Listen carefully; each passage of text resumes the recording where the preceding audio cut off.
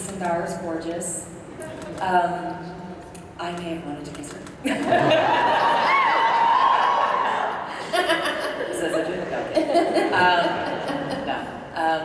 But, you know, honestly, in that relationship, excuse you, that relationship, she was more of a mentor. I think she really idolized her and admired her and wanted to learn from her. They were best friends, and then they weren't. So I don't know if it would have gone any further. I playing Regina in that first season and that second episode, I didn't feel that because that wasn't the story we were telling. So that energy, at least for me, wasn't there. But who knows where it could have led. Yeah. Awesome. All right. What ship would that have been? I'm sure someone's named it already. What is it? Dragon I Queen. like that. That's kind of nice, right? Dragon Queen. Where are we this time? I wanted to know, like, when you had to hold the hearts and, like, rip them out, if you were happy, like, did that come out? Whoa! I got dark real quick. I don't know. Why don't you come up here? Let's enter it. I'll hold it down. Am I going to be laughing? Wait, which show is this? So Very good question. Yeah. Okay, just so you guys know, there's a dividing line between here.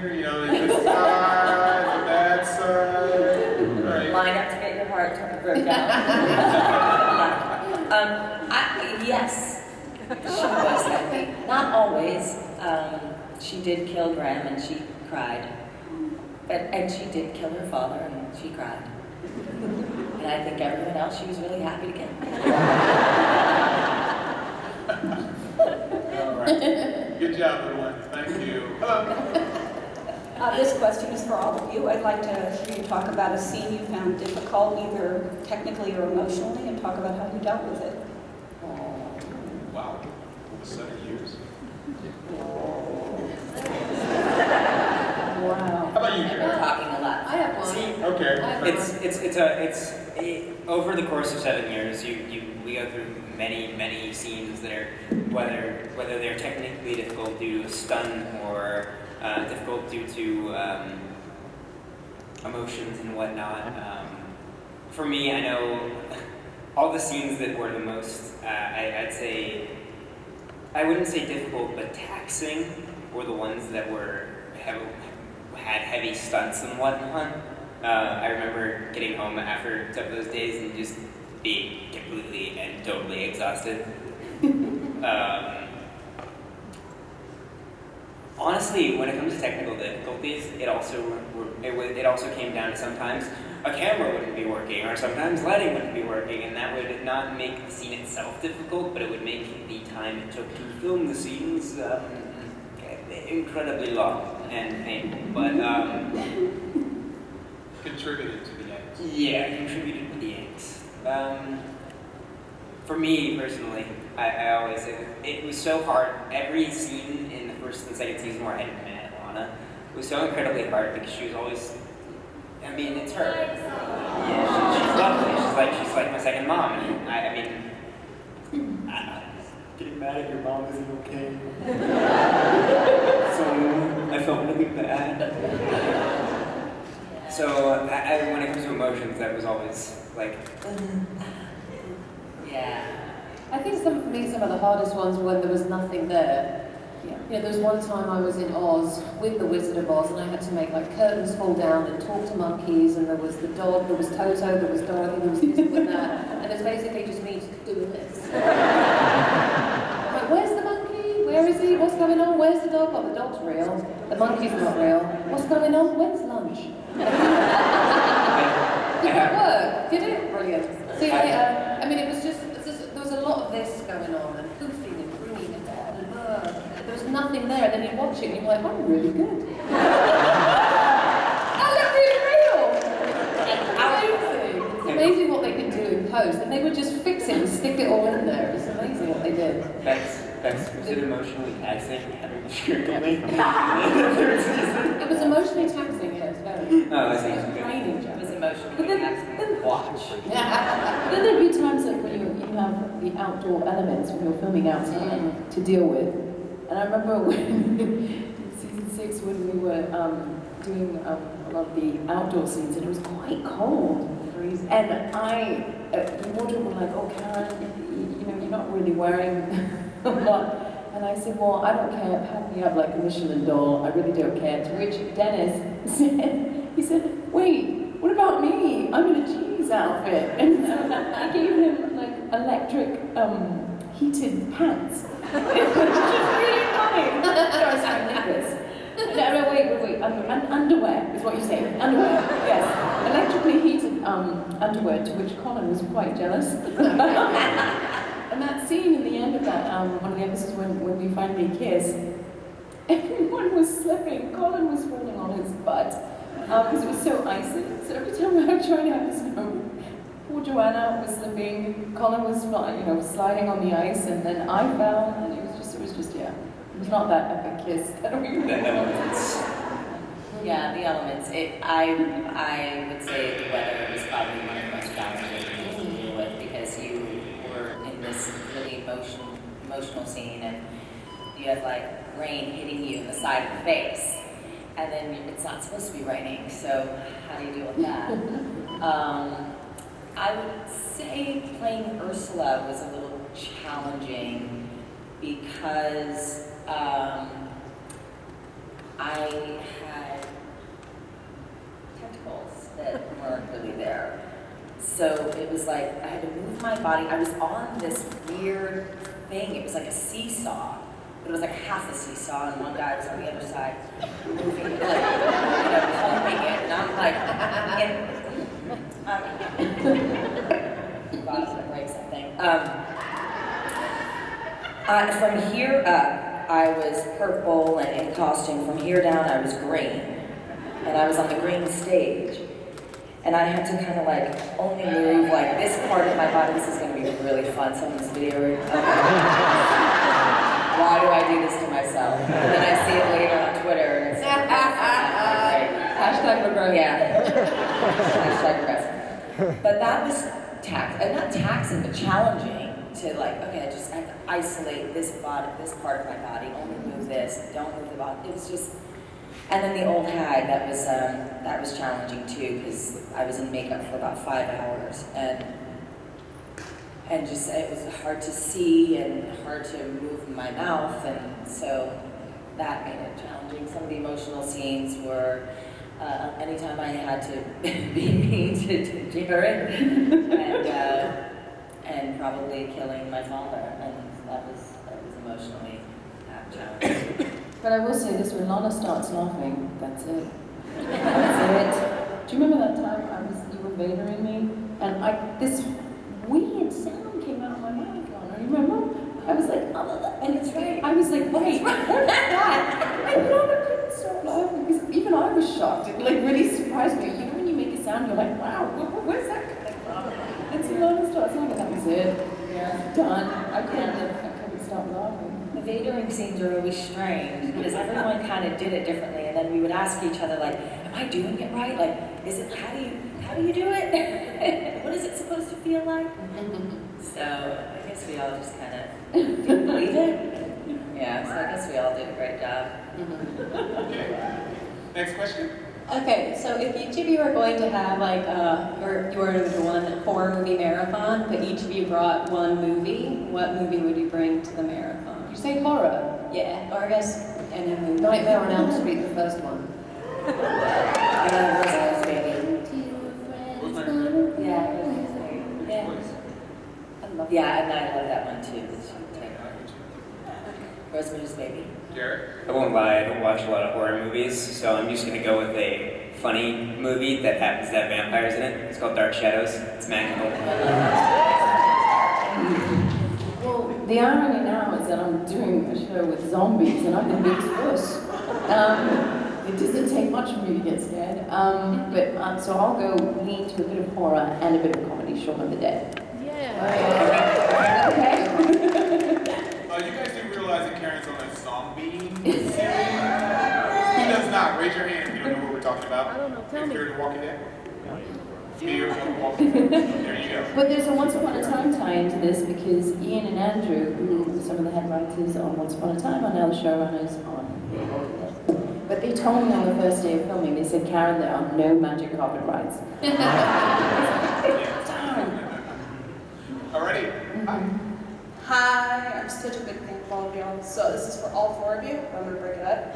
For Jared and Lana, did you guys realize when you signed on for the show how big it exploded after you guys did it? And then for Bax and Karen, did you guys realize the chaos that you signed on for? In short, like in short, no. Especially when you're filming the pilot of any show, really. You have no idea whether or not it's going to get picked up, who's going to pick it up, where it's going to go. But I know for me, filming the pilot, I love the script, I love the series, I love the concept of it, and I hoped that it would make it. But the weird thing is when you don't, for me, I didn't realize the impact the show had on people until I actually had the chance to go to conventions and meet the fans and interact with the community and be a part of the community in a sense. For me, being on set and working with everybody and being there, I loved the experience, but I didn't realize what the show really, how the gravity it had, if that makes sense. Yeah, I've been doing this for some time, and I've had a lot of television shows, and so I kind of got to a place where I was like kind of cynical, not in a bad way, but just like, this will probably go 6 months and then get canceled, because that's what I had experienced a handful of times in my career. I had no idea that I was going to be living in Vancouver working on this hit show for 7 years. I knew that we were a part of something special. I just hoped that the rest of the world got that. And when we aired, and after the second episode, we got the back 9, which what that means is you initially get picked up for 13 episodes, and then the show airs, and depending on the numbers and how well it does, the network will then order more episodes. 13, 9, there's your 22, right? Did I do math right? Sorry, because we did 23 episodes a couple times.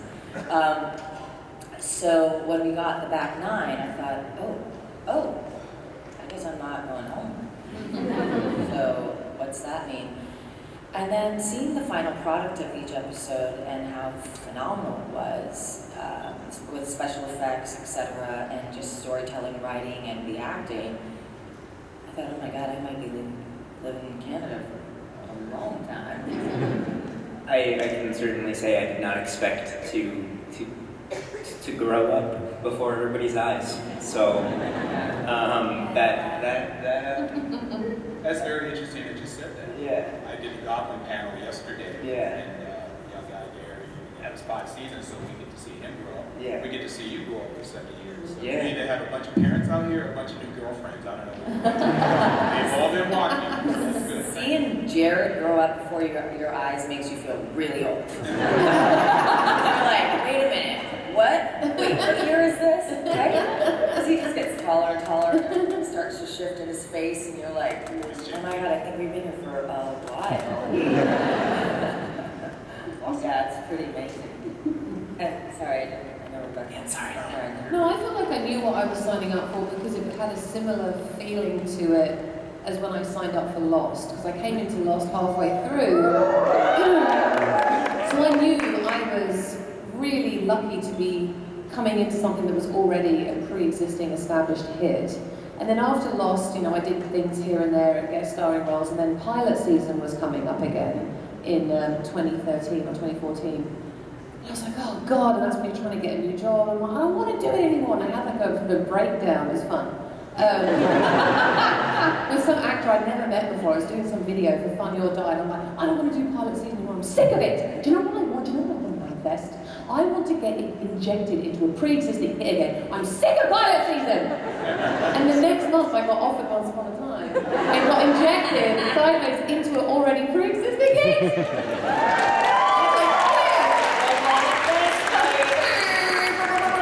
So I knew, and also it was the same people, like Adam and Eddie were from Lost, so it had that same vibe. It was exciting, it was fantasy, and I'm like, oh my god, thank God.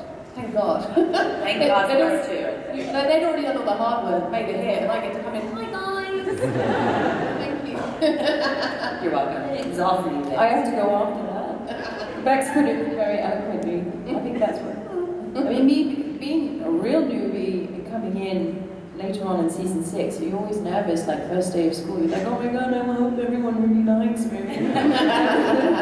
And I could not, what you see here is the genuine, real deal guys, because they are so sweet and so loving, and they mean the world to me, and I'm so in love with each and every one of them. These are good people, good humans, and so inspiring and funny as heck. And all my nerves kind of dissipated right from day one, and I just felt like the luckiest girl in the whole world. Coming from Gallivant, I don't know if there's any Gallivant.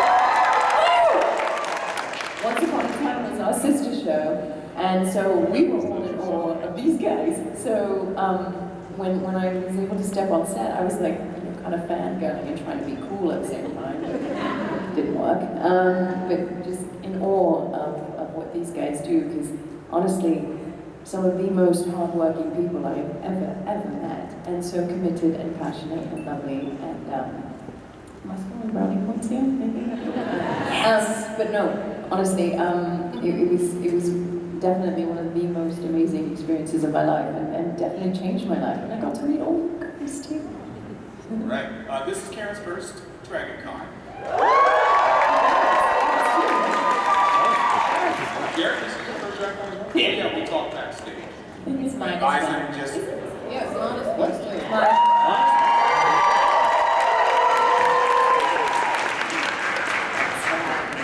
So I hope you're having a good experience so far with the scene. This is what I've seen. So far, so great. Oh, wait till after 7 o'clock. Okay. Next, we're on this side, right? On this side? Okay. I wanted to hear a funny filming story from something other than Once Upon a Time. Oh, when I was on Swingtown in the pilot episode, oh god. There's a shot, because all the costumes were vintage, like they literally were from the 70s. So they found this really cool 70s bikini for me to wear. And I was like, oh, great, there's that brown and white one, or brown and cream colored one. And the shot was to dive into the pool, swim on a diagonal to the other side, and it was this overhead shot of Trina swimming. Well, that elastic was also from the 70s. There was a full moon in that pool that night. I was like, those things came right off me, and my butt was fully exposed. I was like, you guys! And everyone was laughing. It was hilarious. Like, I think we need some pins. It's funny. I once got shot in the chest. I No, I'm very hard to kill. I was doing a soap opera in New York with All My Children, and I too was in a bikini, but not from the 70s. So I'm in a bikini in a sarong, and my ex-boyfriend shot me in the chest, rude. And I thought we were rehearsing. So he shot me in the chest, and I flew back to the ball and sort of went, you know, the sale's not on at Nordstrom's anymore, and sort of laid down quietly. And they're like, okay, moving on. I'm like, what? And they're like, we got it. I'm like, no! No, I wasn't really doing it. I thought we were rehearsing. They're like, we've got to keep going. And they moved on, and that aired. It actually aired on TV where I got shot. It was awful. I was like, this is ruining my career.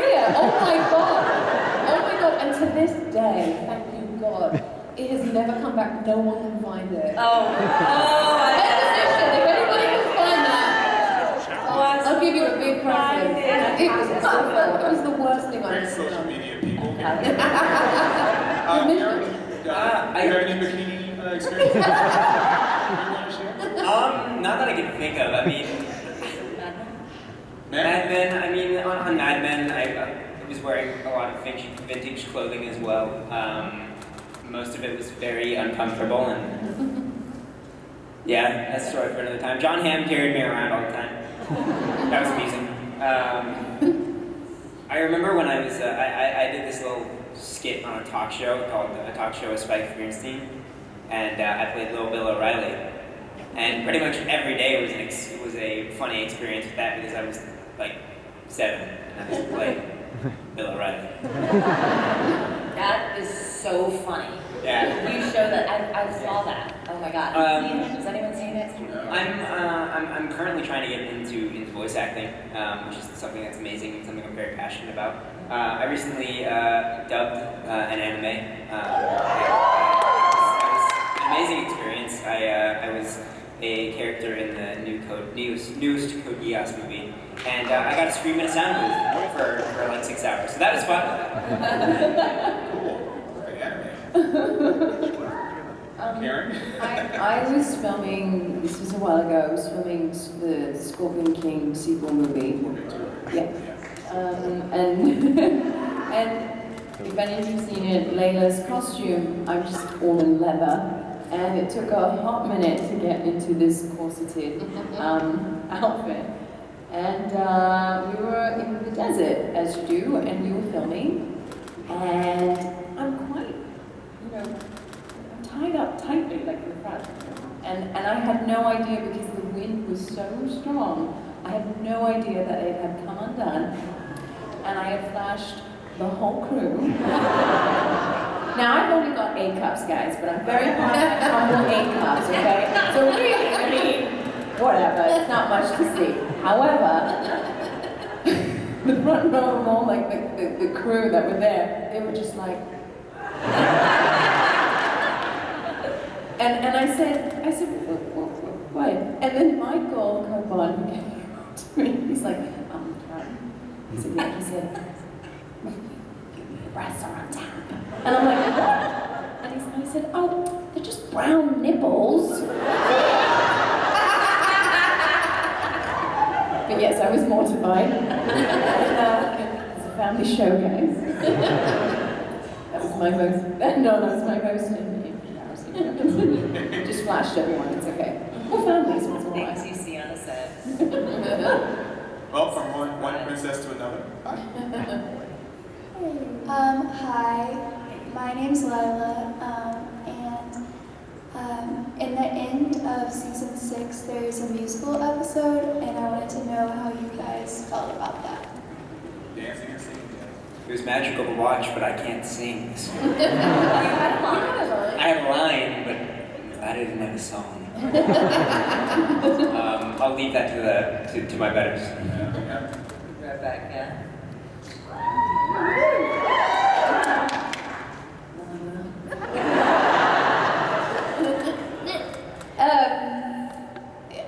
I mean, I've said this 1,000 times that I bore myself when I talk about it, but, doing that song and performing that song in that day was one of the best things that's ever happened to me, and it's a memory that I'll treasure forever. I love it. I still love listening to it. I sing it in the car. I don't even care. I'm not even humble about it. I'm really proud of myself. I've always wanted to sing, and it was the one time I actually got to do it professionally, and I don't know if I'll ever get the opportunity again, so the dream come What's it true. sound like, Rebecca? Yes. It sounds like singing, Rebecca. I'm too pregnant. What if my baby doesn't like it? The I'm already mad at him, he hasn't come out yet. baby's already singing it. Baby's like, The baby will love it. And I'm sure when the baby turns 5 years old, was that you at DragonCon? I was terrified at first because I too love to sing, but I'd never been trained and had to sing in the shower, she'd sing in the car, sing after too many cocktails. But I was like, I'm under contract, I can't get out of this. What am I going to do? Characters, I'm singing. And what I think got me over my nerves was the character, because I could hide behind her. So it didn't feel like it was my voice. It felt like it was hers. And that made it easier. And then they said, well, now you have this big dance number. I'm like, oh my God. What? I mean, You were so fierce. 15 years or whatever it was, and it was just like, oh God, here we are. But I took it on, and I had the time of my life, and I absolutely loved it. I don't remember any of the words. I can't listen to my songs. I can't hear myself. My voice. Rebecca's like, I love my voice. I listen to Rebecca's song all the time, that one. But I love it, and if I had the opportunity to do something like that again, I would jump on it. Excellent. Okay, thank you, Princess. Thank you. Hi. Hi. I just wanted to say thank you for being here. This is amazing. My question is for everybody. What was the most memorable scene you shot throughout the entire seasons? Actually, you know what? For me, I think there's two very memorable scenes, like two scenes that come to mind whenever I think of the show as a whole. Actually, three. I'm gonna go with three. The first one being the scene where I'm evil. I'm being evil Henry. I'm being very rude to Lana. And I remember that one because I absolutely loved filming it. I love playing bad. I love being evil. Bit unhinged. I don't know where he got that from. Of course, the scene where I'm knocking on Emma's door. That's iconic, and I loved filming it. Naive, energetic.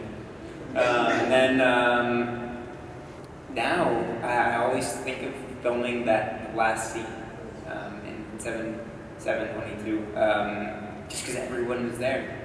It was such an amazing and wonderful moment to have the cast and the crew and everyone that had become my family over 7 years come together for this one last hurrah, this one last scene. It was beautiful and amazing, and it was the perfect scene to say goodbye in a sense.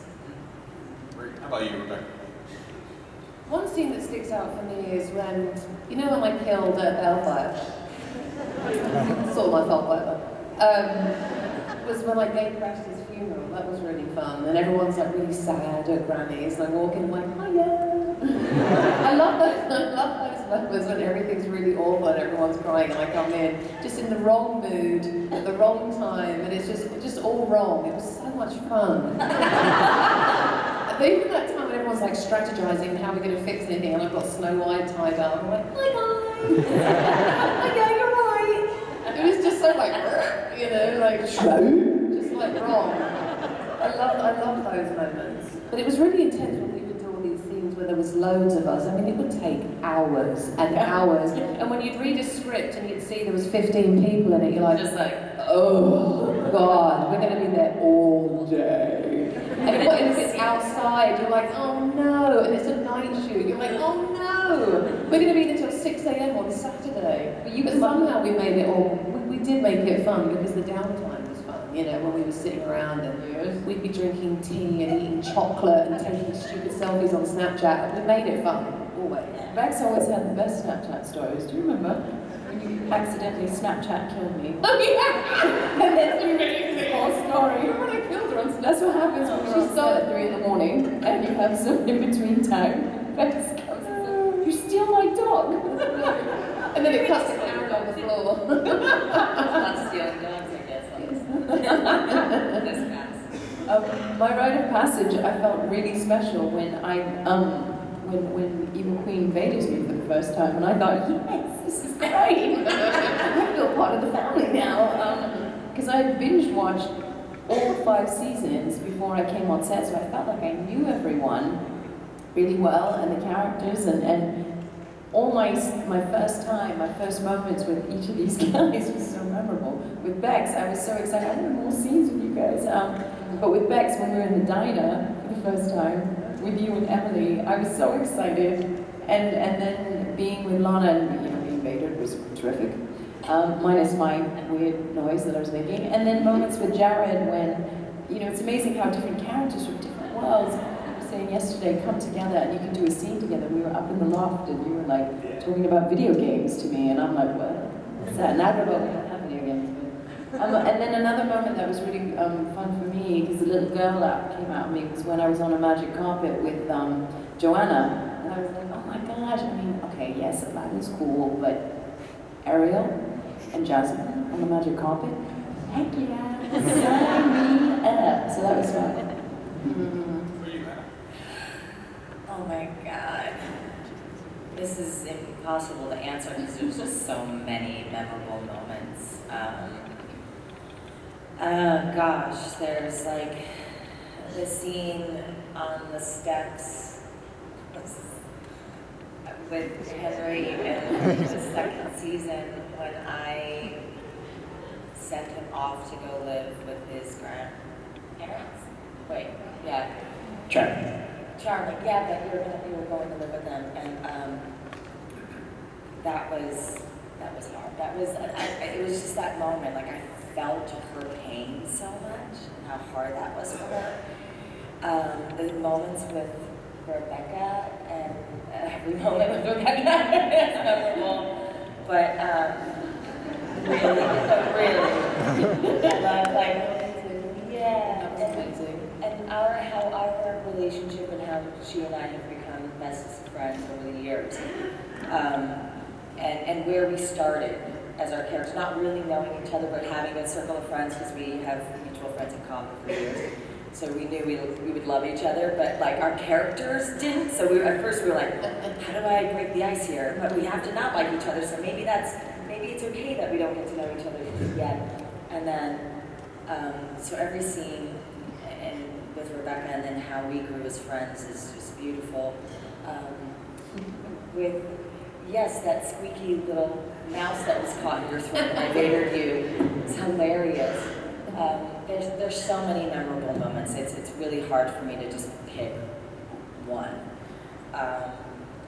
They all are unique and special, and even in season 6 when I was playing 2 versions of myself, like that was insane. Yeah.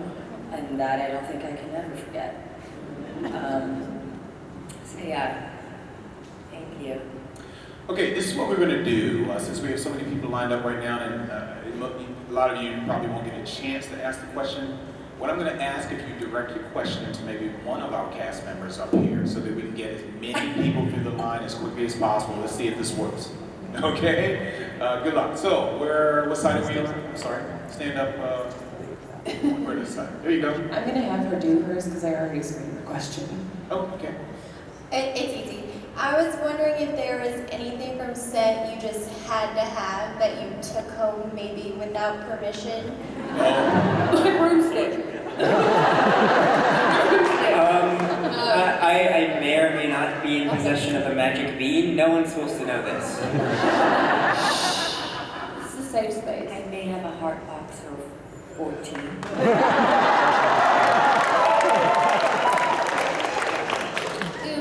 You thought Aladdin was a thief.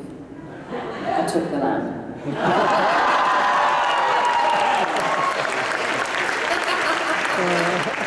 DragonCon does not endorse any criminal activity that's been held or committed by any of our guests, just so we get that on record. All right, let's go to the next question real quick on this side. Good afternoon, guys. Just love the show, love the theme song. That's the greatest theme song ever. I love it so much. But for Lana, how hard was it to balance your character in season 6? I'm not done with the season yet, but how hard was it to balance? I mean, I nearly lost all my hair. No. It was so stressful. It was so stressful. It was very, very, very, very challenging. I'm not one to just show up and say my lines. So my weekends all throughout season 6 were just gone. Prepping for 2 characters, having to coach my stand-in, all how I walk and my physical gestures and all that. It was very challenging working with her off set and prepping her, and then sort of really directing both characters, because kind of what I had to do. I had to pre-plan everything before I showed up. It was very challenging. And then, you know, the voices were slightly different. Their body posture was different. Their expressions are different. Emotional states different. Their intentions, objectives, everything was so different. So it was like, I think I'm bipolar. What's going on? It was extremely challenging, and also what a gift. I know we talk about, oh my God, everything's so hard. But I'm like, really? It's a freaking gift. Everything that we have done on this show, and to have the opportunity to be where we are, even sitting here today, is a gift. And I'm eternally grateful for that. And yeah, and so it was challenging, but I learned so much as a director that if I hadn't had that experience in season 6, I may not have had the opportunity to direct Rebecca's last big episode like I was able to do. So yeah, I think that the producers really just said, you know, we knew from all how you prep for the show for your characters. We knew that you could handle this, and that meant so much to me. So if I didn't have that, I probably wouldn't have been able to direct. So I loved it. It's grateful, very grateful. Awesome. Okay, this side. All right, hi. So this question is to whoever can think of a good answer first. Is there a favorite scene, costume, something that was left on the editing floor that we didn't get to see in the final cut? A scene or costume? Anything that we didn't get to see that you really loved and were kind of sad that didn't make the final cut? Okay, so I don't know why I thought of this real quick, but in 7/22, when I'm being evil with Henry and I'm being incredibly rude to Lana, there was, of course, the take that came out that was absolutely brilliant, but I remember there was this one, I think that was the last take we did for the scene before we wrapped it up, was I just completely unhinged myself. Like I was really evil, and it felt really good. But I remember absolutely loving filming that, and then I knew it wasn't the take that made it like at the end of the final cut, but I would have loved to have been able to see that. If that makes sense. There we go. It was a funny scene where Josh had that bloody magic curving cuff on for ages in season 5. It was so annoying. We all had that bloody cuff that she put on me. I couldn't do anything. I felt so trapped and I had no magic. But we did this really funny scene with Maleficent and her daughter, and like the bug was outside of Granny's, and Josh had me like in his grip, and he had to like throw me around, and we had so much fun shooting that. There was quite a lot of us in it, and it took all day to film. And I remember watching the episode, I'm like, where's that funny scene where Josh had me in his grip? Oh, it's just not in the episode. Okay, great. 5-page scene, they're just cutting room floor. Sorry, I know we're not all supposed to answer, but the best was when we had to go back and... Oh, that's even better. It was awful. We were awful. We were awful. Awful. Didn't make it. We weren't. We barely knew our lines. We couldn't stop laughing. All we were doing was taking selfies. It was the last day of school. It was That's like what we it were drunk. was. Oh. It was the last day of school, and we had 4 lines or something like that, and we couldn't even get one of them. Yeah, we were laughing. They're like, you guys, and then the director Valerie laughed. Everyone was laughing, and it was the last day of school. And they're like, the scene's over. We're like, did we shoot it? What happened? We're like, we gotta move on. I'm like, well, it's not gonna work anyway. Or how funny was it when we're like, it's urgent, we need to get going, and they like pull out, and the car is like, That was the same scene. It was the same scene. Quick, we've got to go. And she had to really try this up.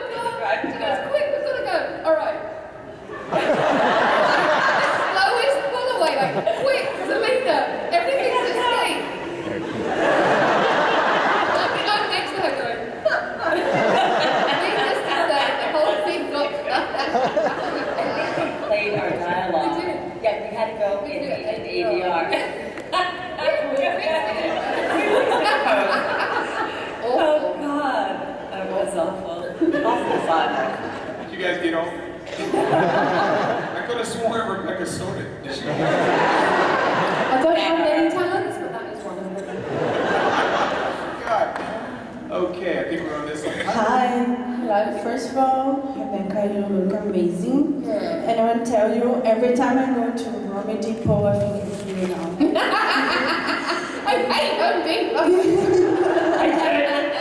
I'm so sick of renovating. I hate it. I had to sit in a tile shop the other day. I was so pregnant and so annoyed. There's nothing for me in there. They didn't even sell chocolate. I was so pissed off. Sorry. My question is for Lana. I want to know how are you feeling coming back to Brazil? And we love you, you miss you, and we are very happy to have you back. Oh, thank you. How do I feel for Go back to Brazil. Okay. I'm very excited. I'm very excited. And, I know Brazil's been trying to get me to come back, but it just didn't. It's the dates. Like, it's December, right? So every December we were filming. So now that we're not, I'm very much looking forward to returning. Thank you. That's summer in Brazil, right? Yeah. Lana? That's summer in Brazil in December? Yes. Summer? Yeah, in Brazil. Yeah. Oh, yeah. It's summer, yes. Excellent. Okay, all right. Lucy, I'm sorry. Wait, what just happened? He was doing it. Ironically enough, my question actually is for Jared. As someone who is literally only 4 months older than you, how do you feel having grown up in acting and on TV, and do you feel that it changed your childhood compared to, say, a public school kid? I like to say I am an ordinary person, an ordinary kid who lived an extraordinary life. I am honored to have worked on such an amazing show, with so many amazing, wonderful people. I am the person I am today because of the time I spent on set working with so many incredible, wonderful people, like the people beside me. Stop that. I'm so thankful for everything I've learned, everything they've given me. I've always said that everything happens for a reason, even if you don't see it at first. And I've found my reasons, and I know why everything's happened to me, and it's so wonderful and magical and amazing. I'm so blessed. Excellent. Jerry, you're 18. I'm 19. You're 19. She's 4 months older. Hi, Nessa. Hi, and I wanted to say, Bex, all my children, Margaret, was actually, yes, girl, yes. You remember? My first ever experience with you on screen. So my question is for you, my life. How is it like working, because we've heard Lana talk about it a lot, with the magnificent Barbara Hershey? I know you didn't have many scenes with her, but I want to know where your heart is. Is this for me or for Lana? For you, my love. Oh my God, she is like, her personality is like velvet. I mean, she's just so delicious and delightful and intelligent and well-read and clever, and I love being around older women like that. Like, I want to be you when I grow up. You know, like, oh my God, like, what a dream TV mom. And I'm still in touch with her. I think she might be coming to my baby shower. Yay! For you, it's done. Yeah, no, she comes, we'll do a group selfie, family reunion. But she's magical, and she was so kind to me and Lana. And I think she just really kind of brought that triangle dynamic of mother and daughter really together. And she would like hold our hands and look at us and say, I love you before we shot. It was, she was the glue in those scenes. She's amazing. Thank you. Okay. We're going to squeeze in the last question. Let's see how long this takes and see if we get another one in. Go ahead. This is for Lana. Since there were so many like versions of Regina, which one was your favorite to play? That's so hard. I mean, I'm so loyal. It's probably the queen. Yeah, because I mean, she's just such a badass, and I love her. And I love her arc, and I love who she became at the end, you know? I love that she was challenging, difficult, and complicated, and multi-layered. And I miss her. I do. I don't miss not breathing in those corsets, but I miss her. She was delicious, and yeah, she was my favorite. I feel probably closest to Bandit, Regina, like that kind of like, yeah, what's up? All right, I'm that little street forest chick, you know. Doesn't make any sense, but that's how I mean, it makes sense. It does kind of make sense, right? Kind of. It does. Yeah. So I have a lot of tomboy in me, so I felt very, well, you do a little bandit. But yeah, the queen, she's just epic, and also because she is an iconic character before Once Upon a Time. And to have the opportunity to play a Disney icon is just beyond my wildest dreams. Excellent.